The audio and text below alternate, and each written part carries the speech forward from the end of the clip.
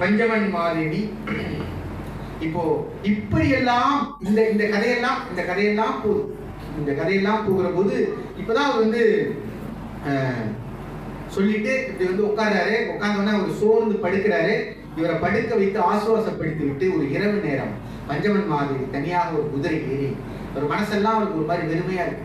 அப்படியே கிளம்புற அந்த குதிரைகள் அப்படியே கிளம்பி அப்படியே வெளியே போறான். ஒரு வயல்வெளி அப்படியே போறான். பௌர்ணமி நிலவு அப்படியே ஒரு வயல்வெளி, பௌர்ணமி நிலவு, ஆற்று அப்படியே சலசலன்னு ஓடுது. வயல்வெளி அப்படியே உட்காந்து நாம யாரு, என்ன பண்ணிட்டு இருக்கோம், இந்த அரசாட்சிக்குள்ள வந்தோமே, என்ன ஏது அப்படின்னு அப்படியே அசை போடுறான். பஞ்சமன் அசை போட்டு உட்கார்ந்து இருக்கிற போது அவளுக்கு ஒரு இறை அனுபவம் கிடைக்கிறது. தன்னுடைய உடலுக்குள் இருந்து அவருடைய ஆன்மா வெளியில் போவதை அவள் தரிசிக்கிறேன். போயிட்டு மறுபடியும் உள்ளவர் அவளுக்கு நெஞ்செல்லாம் வலிக்கிற மாதிரி. எதிரில் பார்த்தா ஈசான தேசிகர், அந்த சோழ வம்சத்தினுடைய குலகுரு ஈசான தேசிகர் பண்டிதர்.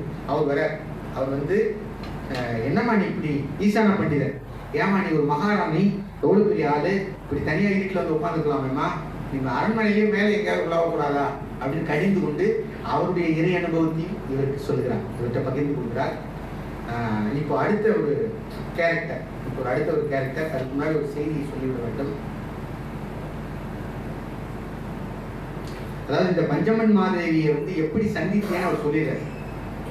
பஞ்சமன் மாதேவி ராஜராஜ சோழன் இப்படி ஊரா சுத்தி கொண்டிருக்கிற போது பஞ்சமன் மாதேவியை வந்து தில்லை சிதம்பரம் கோவில் வைத்து திருவாதிரை நட்சத்திரம் அன்றைக்கு இவர் அப்படி உள்ள போறாரு. அவளுக்கு வயசு அப்போ 18. இவர் வந்து கல்யாணம் ஆகி ராஜேந்திர சோழலாம் இருக்கான். இவருக்கு ஒரு மத்தியம வயது, 30-35 வயது, அவருக்கு 18 வயது. அவர் எதிர்ப்படுகிறாள். ஒரு பெரிய பூக்கூடை எடுத்துட்டு மேல வரா. இவன் போறார், அப்படியே மோதுறாங்க. பூக்கூட அப்படியே இவன் காலில் விழுது. இதான் காதல் காட்சி. இவர் பார்க்கிறார்கள்.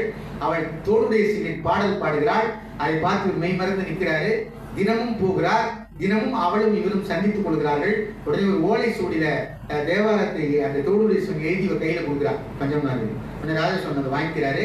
உடனே ஒற்றரை வச்சு அவர் வீடு எங்க இருக்கு கண்டுபிடிக்கிறாரு. நேரம் அடுத்த நாள் வீட்டுக்கே போயிடுறாரு. ஒரு வாரம் 10 நாள் இவரை டெய்லி கோயில சந்திச்சுட்டு இவன் மனமுருகி பாடுறதெல்லாம் பார்த்து ரசிச்சுட்டு அவளை பத்தி குறிப்புகள் எடுத்துக்கொண்டு இவன் வீடு எங்க இருக்குன்னு தேடி கண்டுபிடிச்சு வீட்டுக்கே போயிடுறாரு. வீட்டுக்கே போயிட்டு இவளை பார்த்தோம்னா அவளுக்கு வந்து இவ யாருன்னு தெரியல. முதல்ல யாரோ ஒருத்தன் நினைச்சுக்கிறான். உடனே மெல்ல மெல்ல செய்திகள் போனோடனே நீங்க உங்களை பார்த்தா வந்து சாதாரண ஆள் மாதிரி தெரியல. உங்கள் நடை, உடை, கம்பீரம், உங்கள் பார்வை, உங்கள் கண்கள், உங்கள் புஜபலம், அதில் இருக்கிற அந்த வீர தழும்புகள், நீங்கள் அணிந்திருக்கிற மோதிரம், அது ராஜ மோதிரமா இருக்கு. அது பெரிய அரச வம்சத்திற்கு தான் அணிந்திருப்பாங்க. எவ்வளவு நுட்பமா கவனிச்சிருக்கா பாருங்க அவன். இதெல்லாம் சொல்றா. சொல்லிட்டு நீங்க யாரும் சாதாரண ஆளுங்க, யாரும் அரச ஆட்கள், நீங்க யாரும் உண்மையை சொல்லுங்க, ஏன் என்ன இப்படி தேடி பின்னாடி வரீங்க, நான் தான் ஓலை சூடி ஆட்டி கொடுத்துட்டேனே, தேவார திருவாசை பத்தி ஏதாவது தெரிஞ்சுன்னா சொல்லுங்க அப்படின்னு பேசுகிற போது கூட வந்து அவனுடைய அந்த உபத்துல அப்படி சொல்றான். நீங்கள் பேசிக் கொண்டிருப்பது யார் தெரியுமா அப்படின்னு சொல்லிட்டு அந்த நம்ம பாகுபலி சீன்ல வருகிற போது இவர்தான் அந்த இளவரசர் மகாகணம் பொருந்திய அடிவர் லிஸ்ட் வாசிக்கிறான். எல்லாவற்றையும் வென்ற அந்த ராஜராஜ சோழ இளவரசர் அப்படின்னும் போது அவன் அப்படியே மயங்கிடுறான். இவ்வளவு பெரிய ஆளா நம்ம வீடு தேடி வந்திருக்கிறாரு. உள்ள இருந்து ஒரு குரல் கேட்கிறது, அவங்க அப்பாவோட குரல். யாரு? ராஜராஜ சோழரா அப்படின்னு சொல்லிட்டு அவர் வெளியில வருகிறார். இப்படியாக காதலிக்கிறார்கள். இவர் உடனே கேட்கிறார், எனக்கு வந்து சைவத்தை மீட்டெடுக்க வேண்டும், ஒரு பெரும் கனவு இருக்கிறது. உங்கள் பெண்ணை சந்தித்த மாத்திரத்திலே நான் முடிவு செய்து விட்டேன். நீங்கள் விரும்பினால் பஞ்சமன் மாதேவியை நான் திருமணம் செய்து கொள்கிறேன். அவங்க அப்பாவுக்கு மகிழ்ச்சி. சாதாரண மரப குலம் அவரு. இவர் தேவரடியார் குலம் அவங்க அம்மா. இவர் தேவரடியார். அப்படியே அவர் மெய் சிரித்து போறார். இவ வந்து கண்களை பொத்தி கொண்டு தோட்டத்துக்குள்ள போய் உட்காந்து அப்படியே அழுகிறா.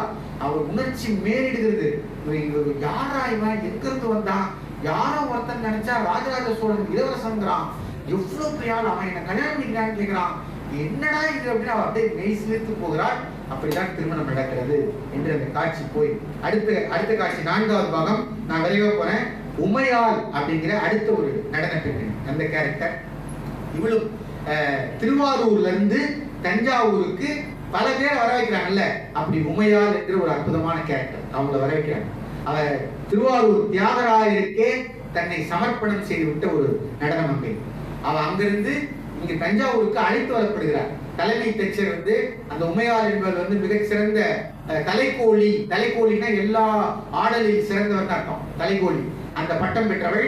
எல்லா நடன விஷயமும் தெரிஞ்சவங்க அவங்க இங்க வரவைங்கன்னு உமையாள் தன்னுடைய அம்மாவோட சித்தியோட ஒரு பெரும் பட்டாளத்தோட இங்க தஞ்சாவூருக்கு வருகிறாள். வந்தோட சீராளன் என்கிற ஓவியனை சந்திக்கிறார்.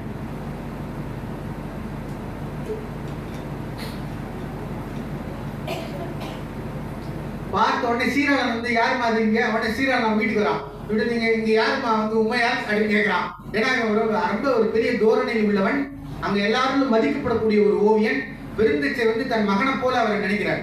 அவன் போடுற ஓவியம் அவ்வளவு அற்புதமா இருக்கு. அவன் வந்து வரான், அவன் கூட இப்பயும் ஒரு 4 வீரர்கள் இருக்காங்க. அவனுக்கு யாருமா உமையாள் அப்படின்னு கேட்கிறான் வீட்டுல இருந்து. நான் தான் அப்படின்னா, ஓ நீதானா அப்படின்னு அவளை பாக்குறான். அப்படி கீழே மேல, ஏன்னா இவன் தான் ஓவியம் வரைய போறான் அவளை நிக்க வச்சு. அதனால இப்படி மேலே கீழே இப்படி பாக்குறான். அவளுக்கு வந்து ஒரு மாதிரியா இருக்கு, யாரா ஒரு இளைஞன் திடீர்னு வந்து நம்மளை கூப்பிட்டு மேலைகள் எல்லாம் பாக்குறான். அப்படின்னு அப்படியே நிக்கிறான். மேலைகளை பாக்குறான், அப்படி சுத்தி வரான், இப்படி திரும்புறான். டக்குன்னு ஒரு ஓலை எடுக்கிறான். கடன்னு ஒரு 30 வினாடிகள் ஒரு ஓவியம் வரையான். வரைஞ்ச டக்குன்னு நீட்டுறான். அப்படியே அவருடைய முகம் அப்படியே தத்ரூ முகம். அந்த உமையாளுடைய அந்த கண்கள், கன்னம், உதடு, அந்த முடி, காது எல்லாம் கழுத்துல அப்படியே அந்த முகத்தை ஒரு 60 வினாடிகள் வரைஞ்சாலும் வரைஞ்சதை கொடுத்து அம்மன் போயிட்டே இருக்கிறான். நாளைக்கு உங்களுக்கு செய்தி வர வந்துருங்க அப்படின்னு போயிடறான். உடனே இவங்க எல்லாம் அந்த ஓவியத்தை பார்த்து, யாரா இவன் 60 வினாடியில இவ்வளவு அழகான ஓவியத்தை வரைஞ்சிட்டான்னு எல்லாரும் அந்த தெருவுல எல்லாம் பேசிக்க ஆரம்பிக்கிறாங்க. ஏன்னா பக்கத்துல எல்லாருமே நடன மங்கைகள். ஐயோ நம்ம உமையாள் வீட்டுக்கு வந்து சீராளனே வந்தாராமே, சீராளன் பெரிய ஆளாச்சே, அவரே வந்தாரு, ஓவியம் வந்தாரு, இங்க பாருங்க எல்லாம் அந்த ஓவியத்தை கேட்டு ரசிக்கிறாங்க. அப்படி ஒரு அழகான காட்சி நகர்கிறது. இப்போ உடனே அடுத்த நாள் வரான். அடுத்த நாள் வந்து சீராளன் இருந்து ஆள் வருது. உங்களை வந்து சீராளன் அழைக்கிறார், உடனே இந்த வண்டியில ஏறுங்கிறான் ஒருத்தன் வீரன் வந்து. உடனே அவங்க வண்டியில ஏறிக்கிறான். சீராளன் வீட்டுக்கு போறாங்க. வீட்டுக்கு போனா இவளை வந்து அங்கேயே விதவிதமா ஓவியம் வரைஞ்சி வச்சிருக்கான். அதை பாக்குறாங்க. அதை பார்க்கணும், அதுவும் ஆச்சரியமாகுது. உடனே இவன் அரசர்கிட்ட ஒரு ஆலோசனை நடக்குது, கோவில்பட்டி. அங்க கூட்டிட்டு போறான். இவளை ஏறி என் தேர்ல அப்படிங்கிறான். எல்லாம் கட்டளை தான். டக்குன்னு அப்படியே ஏறி இவன் தேர்ல நிக்கிறான். அப்படியே அணைச்சு பிடிச்சிட்டு குதிரையில வேகமா போறான். அங்க அரசரி அந்த ஆலோசனை கொடுத்து கூட்டிட்டு போயிடுறான். ராஜராஜர் நிற்கிறார், வந்தியத்தேவர், அருண்மொழித்தேவன், பிரம்மராயர், ஒரு பெரிய டீமே நிக்குது. அவங்க கூட்டிட்டு போறான்.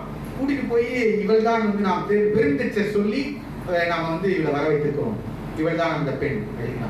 இவள் வந்து கலைக்கோழி, சிறந்த நடனம் வந்து எல்லாம் தெரிந்த அறிந்த ஒரு பெண்மணி.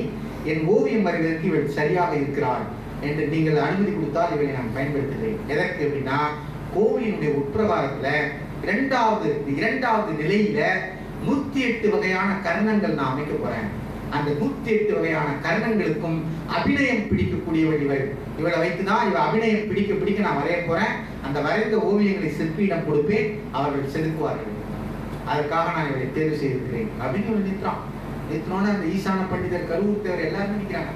உடனே அப்படி பார்க்கலாம், நீ அவ்வளவு வேகமா ஓவியம் வரைவேன்னு கேட்க, அதுக்கு என்ன வரைஞ்சிடுவான்னு சொல்லிட்டு டக்குன்னு 60 வினாடியில கரூர் தேவர் ஒரு படம், ஈசான பண்டிதர் ஒரு படம், உட்கார்ந்து இருக்கிற மாதிரி நிக்கிற மாதிரிலாம் வரைஞ்சிடலாம்.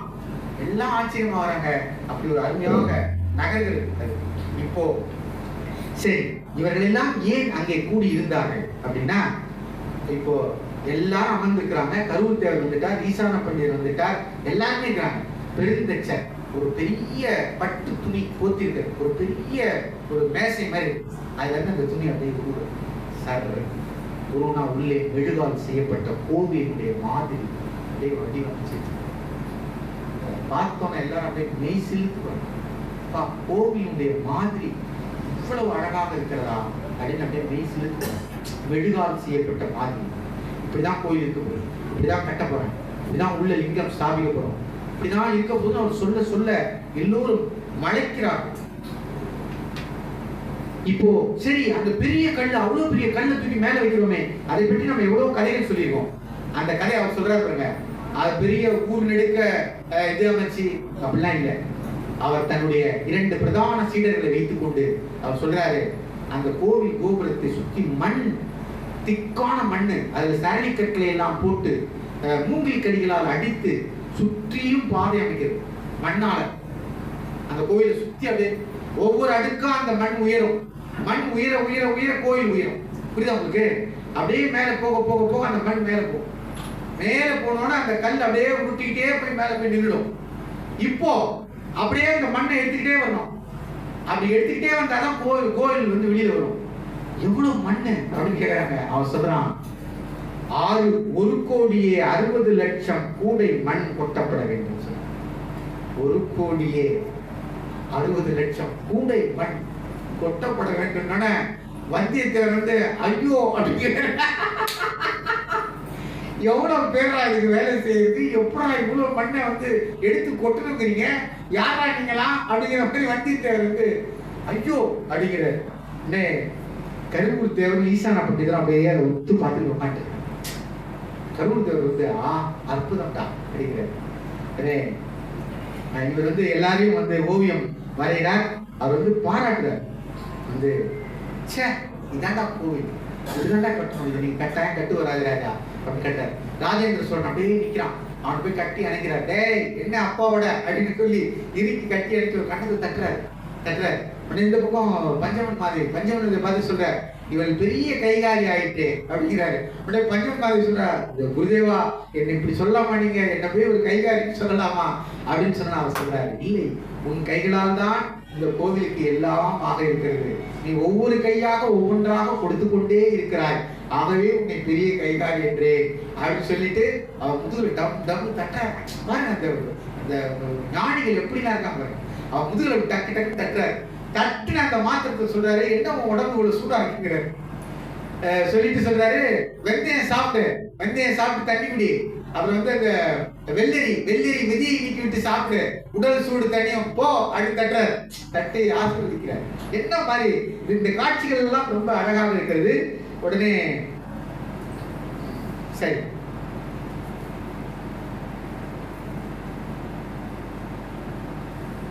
ஓகே, இப்போ இப்படிப்பட்ட சீராளம், இவ்வளவு பெரிய ஓவியன், இவ்வளவு அழகாக இருக்கிறான், பெருந்தச்சருடைய வளர்ப்பு மகன் போல இருக்கிறான். இப்போ அந்த அவங்க வீட்டு பெண்கள் எல்லாம் ஒண்ணு பேசுகிறாங்க. என்ன பேசுகிறாங்கன்னா, நம்ம ஏன் நம்மளுடைய மகள், அவனுக்கு ஒரு மகள் இருக்கிறார் பெருந்தச்சர், அவருக்கு வந்து ஒரு மகள் இருக்கிறார், நம்ம மகளை ஏன் நம்ம சீராளனுக்கு கல்யாணம் பண்ணக்கூடாது அப்படின்னு சொல்லி பேசிக்கிறாங்க. உடனே இவர் என்ன பண்றாரு, நாம போய் பேசினா சரியா இருக்கான்னு சொல்லி ஒருத்தரை வர வைக்கிறார். ஒரு ஆசாரி, அவர் ஒரு பெரிய மனிதர், விஸ்வநாத ஆச்சாரி, பெரிய ஆளர். அவரை வர வச்சு, நீங்க போய் சீராளன்ட்ட என் பெண்ணுக்கு வந்து சீராளனை மனம் முடிக்க பெருந்தச்சர் விரும்புறாருன்னு நீங்களே சீராளன்ட்ட போய் பேசுங்க அப்படின்னு சொல்றாரு. உடனே சரி அப்படின்னு சொல்லிட்டு விஸ்வநாதர் போறாரு. அதுக்குள்ள